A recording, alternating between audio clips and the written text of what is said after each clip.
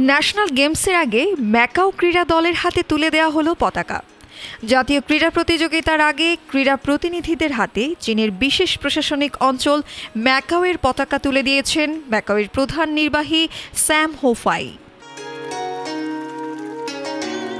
শনিবার আনুষ্ঠানিকভাবে এই পতাকা তুলে দেন তিনি। এই ক্রীড়া প্রতিযোগিতার মধ্যে রয়েছে 15তম ন্যাশনাল গেমস, প্রতিবন্ধী ব্যক্তিদের জন্য 12তম ন্যাশনাল গেমস এবং 9ম ন্যাশনাল স্পেশাল অলিম্পিক্স।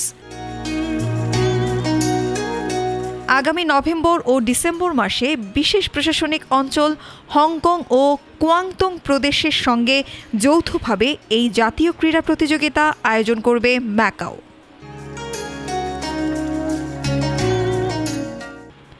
স্যাম হোফাই বলেন, এটি শুধু একটি ক্রীড়া প্রতিযোগিতা নয়, বরং কুয়াংতুং, হংকং, ম্যাকাও, গ্রেটার বে এরিয়ার সমন্বিত উন্নয়নের একটি গুরুত্বপূর্ণ মঞ্চ। এটি কেন্দ্রীয় সরকারের আস্থা ও প্রত্যাশার প্রতিফলন বহন করে। এবারের প্রতিযোগিতায় ম্যাকাও 421 সদস্যের একটি দল পাঠাচ্ছে, যারা 23টি ইভেন্টে অংশ নেবে, যার মধ্যে রয়েছে ব্যাডমিন্টন, টেবিল টেনিস এবং ভলিবল।